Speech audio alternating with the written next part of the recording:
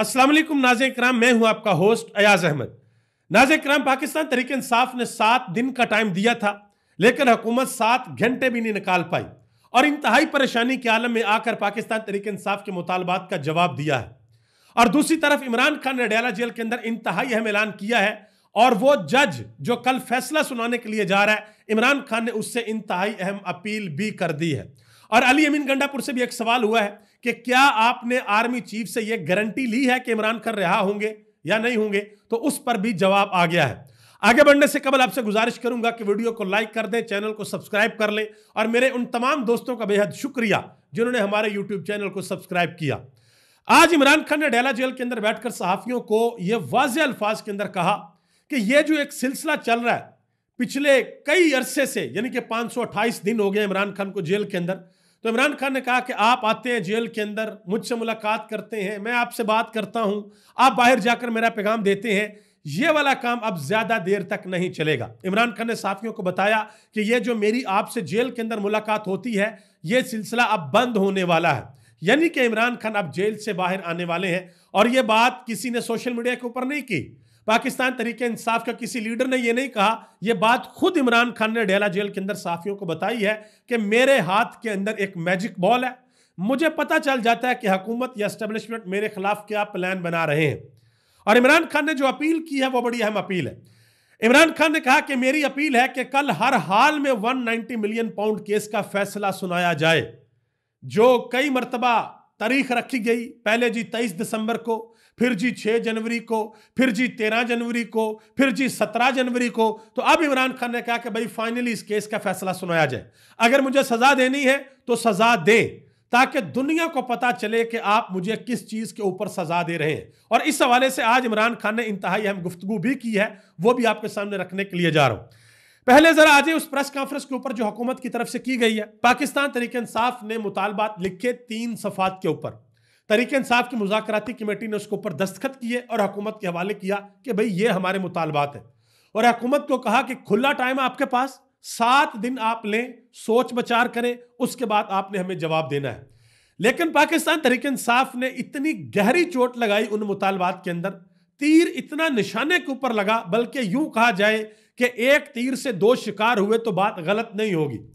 तहरीक इंसाफ के उन मुतालबात के ऊपर जब हुकूमत ने गौर फिक्र किया तो हड़बड़ा गए, परेशानी में आ गए और जल्दी में आके इन्होंने प्रेस कॉन्फ्रेंस कर दी और ये कहा, राना सनाउल्लाह साहब भी है, राना सनाउल्लाह ने पहले ये अपील की थी आज से 2 दिन कबल कि पाकिस्तान तहरीक इंसाफ से ये अपील है कि हमारी बसात के मुताबिक हमसे बात की जाए। तो आज तहरीक इंसाफ ने जो मुतालबात रखे, हुकूमत ने वाज़ेह तौर पर कहा कि भाई ये 2 हाथ हैं, हमारी बसात नहीं है। मुतालबात क्या थे? मुतालबात ये थे कि भाई 9 मई और 26 नवंबर के ऊपर जुडिशल कमीशन बनाया जाए और जुडिशल कमीशन सुप्रीम कोर्ट के सीनियर जजेस के अंडर बनाया जाए और उस जुडिशल कमीशन में कौन कौन से जज लगेंगे ये भी हुकूमत और ऑपोजिशन बैठकर आपस में डिसाइड करेंगे।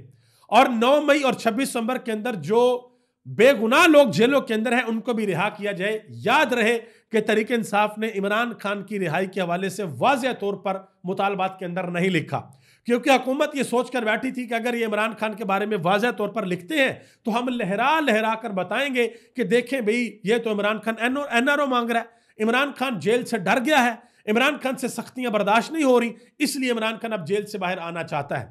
तो तहरीक इंसाफ ने इमरान खान का नाम नहीं लिखा, इंतहाई परेशानी के आलम में आकर प्रेस कॉन्फ्रेंस की है। और इरफान सदीकी साहब ने एक और बात की, उन्होंने कहा जी पूरी जिम्मेदारी से कहता हूं कि फौज और पीटीआई के दरमियान मुज़ाकरात नहीं हो रहे। ठीक है जी, वो एक मुलाकात हुई थी ना, खैर उस मुलाकात के ऊपर भी सिक्योरिटी ज़राए की जानिब से वजाहत आ गई है, वो वजाहत भी आपके सामने रखने के लिए जा रहा हूं। और साहबजादा हामिद रजा उन्होंने जवाब दिया है हुकूमत की प्रेस कॉन्फ्रेंस का, क्योंकि हुकूमत ने कहा कि 9 मई और 26 नवंबर के वाक़े के ऊपर हम जुडिशल कमीशन नहीं बना सकते, क्योंकि आपने शोहदा की लिस्ट नहीं दी, आपने बाकी चीज़ें नाम नहीं इसके अंदर बताए। तो पाकिस्तान तहरीक इंसाफ ने यह कहा है कि हुकूमत ऐसा फोरम नहीं है कि हम आपको यहाँ पर शोहदा की लिस्ट दें। जब जुडिशल कमीशन बनेगा तो जुडिशल कमीशन इस बात की तहकीकात करेगा कि इमरान खान की गिरफ्तारी किस तरीके से हुई थी 9 मई को, उसके अलावा 9 मई को पाकिस्तान के अंदर क्या हुआ था और 26 नवंबर को इस्लामाबाद के अंदर क्या हुआ था। ये सारी काम जुडिशल कमीशन के, इसीलिए हम जुडिशल कमीशन बना रहे हैं। तो साहबजादा हामिद रजा ने जवाब दिया, उन्होंने कहा कि हमें पता था कि आप कुछ नहीं कर सकते, आपने भागना है। उन्होंने कहा कि क्या आप लोग झग मारने के लिए हमारे साथ बैठे हुए थे? उन्होंने कहा कि हमें तो पहले ही आपका पता चल गया था आपकी कितनी क्रेडिबिलिटी है, क्योंकि आप अनकंट्रोल्ड माहौल में अडयाला जेल के अंदर इमरान खान के साथ मुलाकात तक हमारी नहीं करवा सके। वो मुलाकात आप करवाते हैं जहां पे सब कुछ सुना जाता है, सब कुछ देखा जाता है।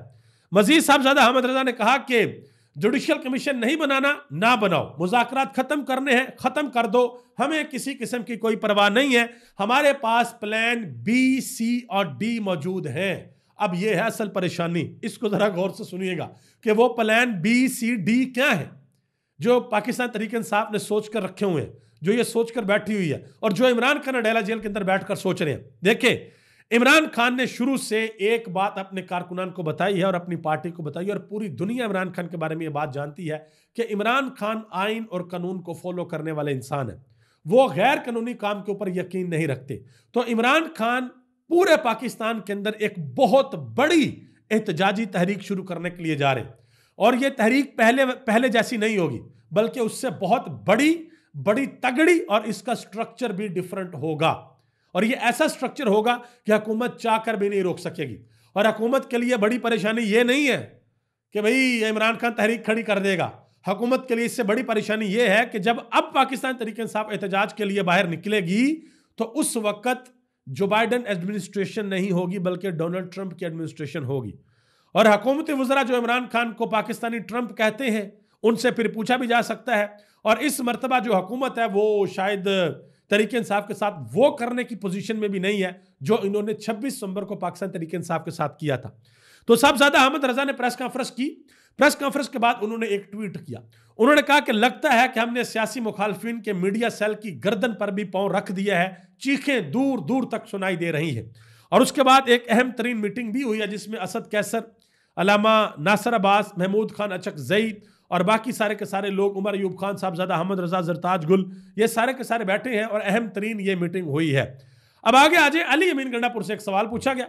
उनसे सवाल ये पूछा गया कि क्या आर्मी चीफ ने इमरान खान की रिहाई की कोई गारंटी दी है जो आपकी और गौहर खान की मुलाकात हुई है?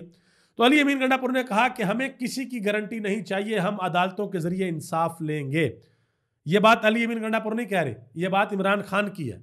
इमरान खान ये कहता है कि मैं 528 दिन जेल के अंदर में रहा हूं, मुझे अब क्या जरूरत है कोई डील लेने की, मुझे अब क्या जरूरत है किसी किस्म का कॉम्प्रोमाइज करने की, मैं अदालती लड़ाई लड़कर बाहर आऊंगा। अच्छा, जो मुलाकात हुई चीफ ऑफ आर्मी स्टाफ की बैरिस्टर गौहर अली खान की और अली अमीन गंडापुर की, इस मुलाकात ने जो टेम्परेचर था वो बहुत ज्यादा बढ़ा दिया। तो अब टेम्परेचर इतना ज्यादा बढ़ा कि भाई उसको फिर कूल डाउन करना पड़ा। फिर सिक्योरिटी जराए की तरफ से वजाहत आई कि भाई वो एक्चुअल मुलाकात क्या थी। वजाहत क्या आई? वजाहत ये आई कि बैरिस्टर गौहर और अली अमीन गंडापुर से पेशावर में बातचीत खैबर पख्तूनख्वा में सिक्योरिटी और इंसदाद दहशतगर्दी मामलात के तनाजर में हुई। बैरिस्टर गौहर ने सियासी मामलात पर बात करने की कोशिश की। बैरिस्टर गौहर को जवाबन बता दिया गया कि सियासी मामलात पर बातचीत आप सियासतदानों से ही करें। बातचीत को सियाको सबाक से हटकर पेश किया गया। कोशिश की गई कि सिक्योरिटी मामलात पर होने वाली बातचीत को सियासी रंग दिया जाए, जो कि अफसोसनाक है। अब इसके बाद लोगों ने एक सवाल पूछना शुरू कर दिया। भाई लोग ये पूछ रहे हैं कि भाई ये बैरिस्टर गौहर कब से सिक्योरिटी एक्सपर्ट हो गए, जो ये बैठे हुए सिक्योरिटी मीटिंग के अंदर अली अमीन गंडापुर बैठे, समझ आती है कि वो सूबे के वजीर आला, ये बैरिस्टर गौहर का क्या काम है? लेकिन इस चीज को साहबजादा अहमद रजा ने काशिफ वासी के शो के अंदर डिनाई किया है। उन्होंने कहा ये जो टिक्कर चल रहे हैं ना वजाहत के, मैं इनको डिनाई करता हूं। और उन्होंने इशारों के अंदर यह भी कहा अपनी प्रेस कॉन्फ्रेंस के अंदर कि कुछ बात ऐसी हैं जो हमने ओथ लिया हुआ कि हम ये बातें नहीं बताएंगे, और अगर हमने बता दी तो परेशानी बहुत ज्यादा बढ़ जाएगी। अब मैं वैसे भी देख रहा था कि शायद कोई सहाफ़ी कोई खबर लगाता कल के केस के हवाले से कि कल इमरान खान को सज़ा होनी है या नहीं होनी, तो अभी तक तो मुझे कोई प्रोमिनेंट कोई बंदा नज़र नहीं आया। लेकिन एक भाई हैं हैदर नकवी साहब, जिनके मुताबिक जिनको ये लगता है कि सारी ज़िंदगी इमरान खान शायद जेल में रहेंगे, उनका एक ट्वीट है वो ज़रा मैं आपके सामने रखता हूँ, तो ज़रा आप अंदाज़ा लगाना इस ट्वीट के बाद के मामला किस तरफ जा रहे हैं। वो कहते हैं जी चीज़ें बेहतर होना शुरू हो गई हैं। मेरा ख्याल है कि अब इस जंग से जो ज़बरदस्ती इस कौम पर थोपी गई निकल जाना चाहिए। सारी जिंदगी आपस में थोड़ी लड़ना है। आप कहते थे आप सही हैं, हम कहते थे हम सही हैं, ना आप हमें हरा सके ना हम आपको, और बिल आखिर इख्तिताम की तरफ बढ़ रहे हैं। बातचीत ही हल है, चले आए फिर से दोस्तियां जगाते हैं, जिंदगी में और भी बहुत काम है करने को। समझ आ गई आपको? उम्मीद आपको समझ आ गई होगी कि इमरान खान के जो बदतरीन मुखालिफ लोग हैं सियासी तौर पर वो अब क्या बातें कर रहे हैं। अब जरा आज इमरान खान ने आज एक बड़ी अहम पजल, एक मुश्किल काम था जिसके बारे में लोगों को समझ नहीं आती थी, वो इमरान खान ने हल कर दिया। बहुत से लोगों को यह समझ नहीं आती थी कि यार ये मलक रियाज ने इमरान खान को अल कादर यूनिवर्सिटी के लिए 60 करोड़ रुपए की ये बिल्डिंग क्यों बना कर दी, इसके पीछे क्या राज है। तो इमरान खान ने आज इस चीज का जवाब दिया है। इमरान खान ने कहा कि शौकत खानम और नमल यूनिवर्सिटी में ऐसे ऐसे डोनर मौजूद हैं इन दो प्रोजेक्ट्स के लिए जो 100 करोड़ रुपए देने को तैयार है। तो इमरान खान ने कहा कि जब 100 करोड़ रुपए देने को तैयार है तो बताएं क्या अल कादर यूनिवर्सिटी के लिए किसी ने 60 करोड़ रुपया नहीं देना था? जो मलक रियाज ने बिल्डिंग बना दी है तो क्या मैंने उसको फेवर देनी थी? इमरान खान ने कहा कि हर साल का तकरीबन 10 अरब रुपया शौकत खानम को लोग देते हैं, तो क्या अल कादर को लोगों ने नहीं देना था? ये इमरान खान ने बात की है। तो इमरान खान को तो और भी बहुत से लोग डोनेशन देते हैं, इमरान खान को क्या पता कि वो पैसा किस चीज़ का है या किसका नहीं है। बहरहाल जो इमरान खान ने आज सहाफ़ियों के साथ डिटेल्ड गुफ्तगू की है उसकी समरी आखिर में मैं आपके सामने रख देता हूँ। इमरान खान ने कहा कि अल कादर ट्रस्ट के भोंडे केस में मेरे खिलाफ फैसला देकर पूरी दुनिया में अपना मजाक बनवाएंगे और अपना मुंह मजीद काला करेंगे। मुझे एक ऐसे मुकदमे में सजा देने जा रहे हैं जिससे मुझे 1 टके का फायदा नहीं हुआ और हुकूमत को 1 टके का नुकसान नहीं हुआ। यह भी कहा कि इस मुकदमे में असल सजा तो नवाज शरीफ की बनती है जिसने 9 अरब रुपए रिश्वत की मद में हासिल की है। और यह भी कहा कि बुशरा बीबी अल कादर केस में बिल्कुल बेकसूर है, उनको केस में शामिल करने का वाहिद मकसद मेरे ऊपर दबाव बढ़ाना था। इससे पहले भी बुशरा बीबी को 9 महीने जेल के अंदर बेगुनाह रखा गया। यह भी कहा गया कि दुनिया में कभी कोई शख्स जिसे मालूम हो कि वो बददियानती कर रहा है वो कभी न्यूट्रल अंपायर नहीं लगाता। कि जो शख्स बददियानती कर रहा हो ना, 2 नंबरी कर रहा हो, वो कभी कोई न्यूट्रल अंपायर खड़ा नहीं करता।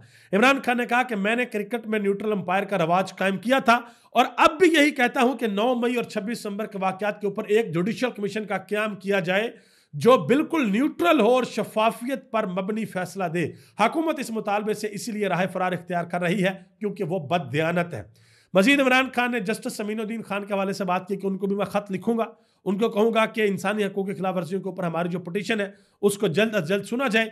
यह भी कहा कि पूरी दुनिया में इंसानी हकूक की पामाली की कोई माफी नहीं मिलती। एक मिसाल भी दी कि जनरल पनोशे मगरब का ताकतवर जनरल था लेकिन इंसानी हकूक की पामाली और तशद्दुद करने पर उसको कड़ी सजा दी गई। हमारे सियासी वर्करों को अगवा करके तशद्दुद किया गया। 9 मई में जिसने तहरीक इंसाफ को खैराबाद कहा उसको तमाम इल्जामात से बरी ज़िम्मा कर दिया गया। 8 फरवरी का भी जिक्र दोबारा किया कि 8 फरवरी को पाकिस्तानियों के हक पर बेशर्मी से डाका मारकर इंतखाबात को चोरी किया गया और पूरी दुनिया में अपना मजाक बनवाया गया। यह भी कहा कि हमने मुज़ाकरात जाती मफाद के लिए नहीं बल्कि मुल्क के वसी तर मफाद में करने हैं। पाकिस्तान को दरपेश सियासी और मुआशी बहरानों के खात्मे, दहशतगर्दी के मसले पर काबू पाने और मुल्क को दरपेश दूसरे संजीदा मसाइल से निकलने के लिए सियासी बहरान का खात्मा जरूरी है। ये सारी की सारी बातें इमरान खान ने अपने जो डिटेल्ड पैगाम इमरान खान ने दिया है उसके अंदर ये बातें इमरान खान ने की। अब मैं जरा यहां आपके सामने एक सूरत हाल रख दूं।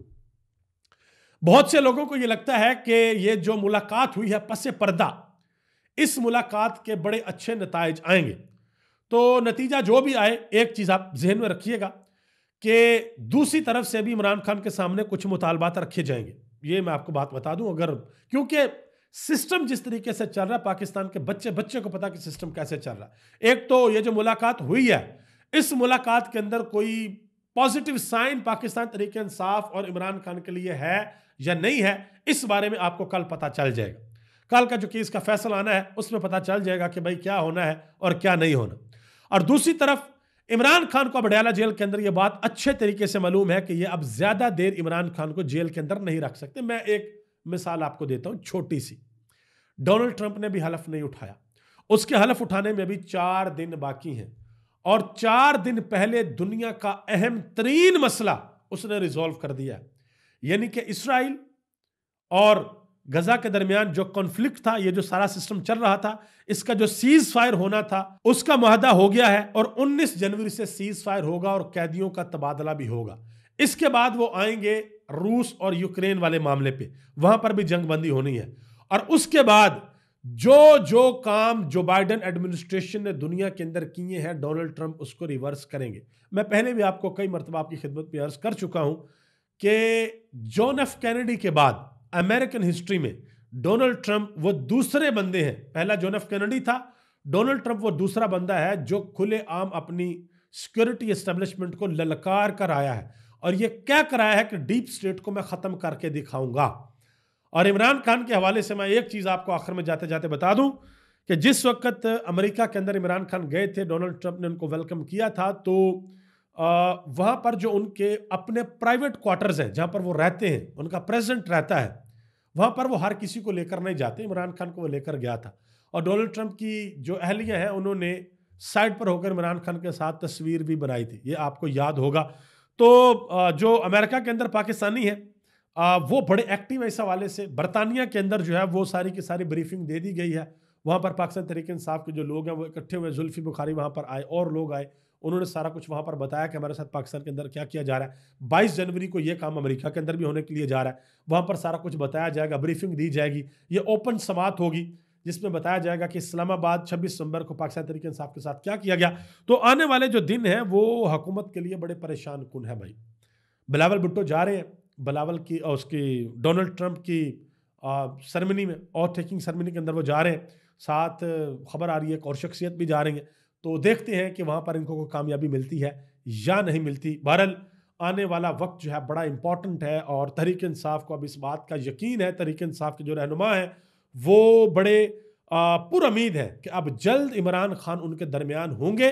अडयाला से बनी गाला से जमान पार्क, फिर में भी शायद पेशावर के अंदर पहला जलसा हो जो कि पाकिस्तान की तारीख का सबसे बड़ा जलसा होगा। और मैं भी इमरान खान कहें कि नहीं, मैं मीनार पाकिस्तान से शुरू करना चाहता हूँ, तो ये परेशानी के जो दिन है वो हुकूमत के बाकायदा तौर पर शुरू हो चुके हैं। और आज की प्रेस कॉन्फ्रेंस में तो ये वाज़ेह तौर पर देखा गया है। आप सबका बहुत बहुत शुक्रिया। मुझे इस दुआ के साथ इजाज़त दें कि अल्लाह ताला मुझे, आपको, हम सबको अपने हिफ्ज़ ईमान के अंदर रखे। करोड़ों लोग जो पाकिस्तान और दुनिया भर के अंदर बसते हैं, अल्लाह उन सबको अपने हिफ्ज़ ईमान के अंदर रखे। और वो लोग जो पाकिस्तान के खिलाफ साजिशें करते हैं, प्लानिंग्स करते हैं इस मुल्क के खिलाफ, अल्लाह ताला अपनी जनाब से उनको हदायत अता फरमाए। अगर उनकी किस्मत के अंदर हदायत नहीं लिखी तो फिर अल्लाह उनको इबरत का निशान बनाए। आप सबका बहुत बहुत शुक्रिया। पाकिस्तान जिंदाबाद, पाकिस्तान के करोड़ों अवाम पाइंदाबाद।